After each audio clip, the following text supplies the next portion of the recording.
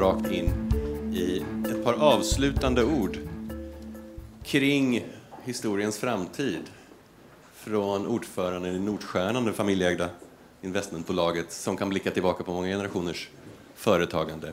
Vivica Axelsson Jonsson, varsågod.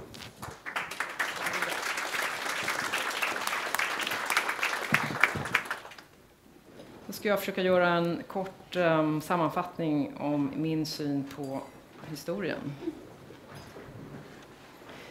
Om historiens nytta och skada för livet försöker Friedrich Nietzsche beskriva den historiska medvetenhetens för- och nackdelar.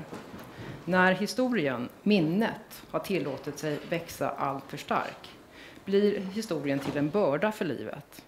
I det att historien fråntar livet dess egen förmåga till självständiga beslut och handling.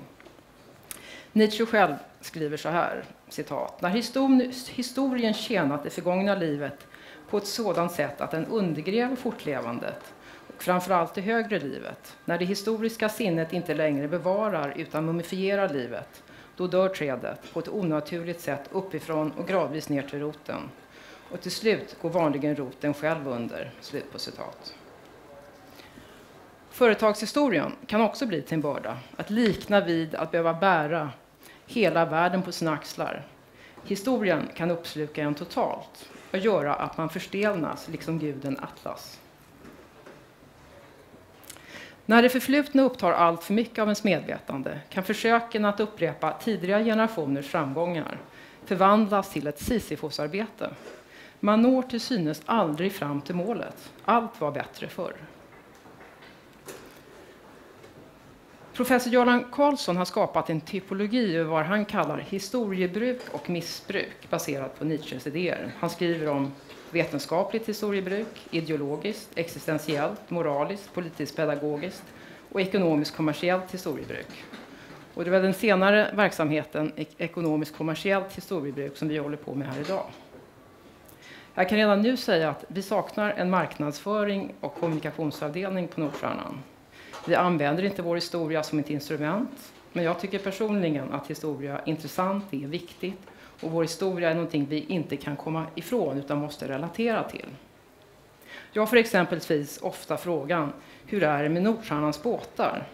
Trots att det är 20 år sedan den sista båten såldes, när vi avyttrade resterna av Silja Line. Det är väldigt lätt att fastna i minnen från fornstora dagar och också lätt att låta sig hämmas av tidigare framgångsrika förfäders stordåd. 1947 så ser Nordstjärnan-koncernen ut så här. Hundratals bolag i till synes vitt skilda affärsområden. Men expansionen hade faktiskt styrts av två grundtankar. Den första var självhushållningstankar. Min farfar, generalkonsul Axel Axelsson Jonssons olika företag, de ska agera i sammanhängande värdekedjor och förse varandra med varor och tjänster. Den andra tanken handlade om konkurrenskraft baserad på teknikförsprång. Generalkonsuln ansåg att företag värda att satsa på antingen har en unik produkt eller en unik produktionsmetod. Och det ska ha förmåga och resurser att utveckla sina produkter och metoder för att hålla konkurrenterna på avstånd. Hans koncern vilade på 3 ben: oljan, stålet och sjöfarten. I början av 20-talet hade Nordstjärnan världens första motordrivna oceanflotta. Och detta försprång ledde till att man kunde dra upp nya rutter, så kallade Pacifica-linjerna, till Nord- och Sydamerika genom Panamakanalen. Han lanserade det rostfria stålet vid Avesta järnverk 1924, som hade den fantastiska rostfria Vicenten som symbol och varumärke fram till för kanske 15 år sedan.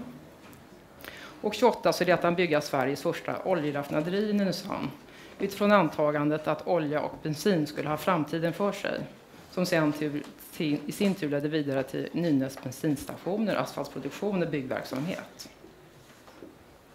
Jag hade kanske tur när jag 1997 efterträdde min far Bo Axelsson Jonsson. Nordstjärnan hade då skakats av en serie kriser under 20 år. Och oljekrisen på 70-talet var den utlösande faktorn och den slog stenhårt mot Nordstjärnans alla verksamheter. I sjöfarten, verkstäderna, oljan och stålet. Och Nordstjärnan tvingades vid den här tidpunkten att bryta mot den heliga principen om totalt oberoende. och styrelsen började diskutera hur man skulle börsnotera olika delar av koncernen för att få tillgång till externt riskkapital. Min far Bo Axelsson Johnson startade en kulturell revolution i början på 80-talet. Och Nordstjärnan omvandlas nu från ett konglomerat av rörelsedrivande företag i en lång rad branscher till ett investeringsbolag där helägda verksamheter samsas med poster i börsnoterade bolag. 180 företag såldes under 80-talet och 5 bolag noterades som Avesta, Data Bolin, NK, Silja Line och Linjebuss. Och 1988 tar man det stora klivet och satsar allt på en kärnverksamhet, bygg- och fastighetsbranschen. NCC bildas genom sammanslagningen av JCC och ABV. Därmed läggs grunden till ännu en turbulent period. Nordstjärnan dras med i den fastighetskris som utlöses 1990. Och NCC-aktien som introduktionen 1988 hade handlats i 200 kronor kunde 1992 köpas för bara 6 kronor. 1997 bestod det gamla anrika företagsimperiet av NCC och Linjebuss. Historien hade kunnat utgöra ett stort hinder för mig och Nordstjärnan. Men för min egen del så innebar detta en möjlighet att starta om på nytt. Vi valde att blicka framåt och sneklade inte i historiens backspegel, där minnet av allt storslaget lockade.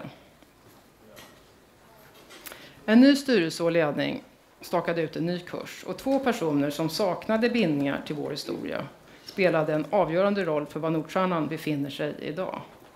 Johan Björkman blev ordförande och Thomas Billing är än idag verkställande direktör. Och sedan den tidpunkten har Nordstjärnan återigen vuxit till en stor koncern med 15 företag i ett flertal branscher som omsätter 100 miljarder med 60 000 anställda världen över. Då kan man fråga sig, spelade företagets historia någon avgörande roll för mig? Ja och nej. Det mesta av det gamla var borta, men lärdomen från historien som jag tog med mig var att tidigare generationer hade lyckats övervinna ett stort antal kriser och komma igen. Världskrigen, börskrascherna, varvskriser, oljekriser, finanskriser, fastighets- och byggkriser med flera. Har man då någon nytta av historien i meningen hur det egentligen gick till? När jag ser tillbaka på de böcker som har skrivits om företagens och familjens historia så kan jag konstatera följande. Att alla böcker utan undantag skildrar inte i första hand hur saker och ting egentligen går till, utan att alla böcker har skrivits utifrån faktorer som låg i tidsandan då böckerna skrevs. Och ofta syftade vinklarna till att undvika att skada affärsrelationer eller till att undvika att beskriva händelser som varit känsliga för någon person. Händelser som långt senare uppfattas som småsaker av eftervärlden, när känslorna svalnat eller personen gått bort. Ett exempel är den biografi över min farfar, generalkonsuln, som skrevs 1989 av Staffan Högberg. Boken utelämnar helt att min farfar under kriget aktivt verkade för Storbritanniens sak. Och för sina insatser under kriget blev han CBE, Commander of the British Empire, år 1948. Om detta förhållande fick jag reda på faktiskt så sent som i år, när MI6 arkiv öppnades för historiker, att min farfar hade kodnamnet G hos MI6. Och att denna verksamhet, att han verkade för främmande makt, hade jag inte heller kunnat hitta någon spår av i vårt arkiv. En sak är säker. Vi har i varje generation valt att bevara stora delar av historien. Den är idag samlad i ett före detta kostall på Ängsbergs bruk uppe i Västmanland. Där finns idag 14 000 hyllmeter av räkenskaper, utredningar, årsredovisningar, brev, fotografier med mera. En guldgruva för den intresserade, där jag har kunnat botanisera, gå till källorna, lära mig vad som inspirerade och drev tidigare generationer, hur de byggde och utvecklade företagen. Är då historien objektivt sett bra för företaget? Ibland ja, ibland nej. Hade min farfar arbetat åt den förlorande sidan under kriget så hade det förstås varit oerhört negativt.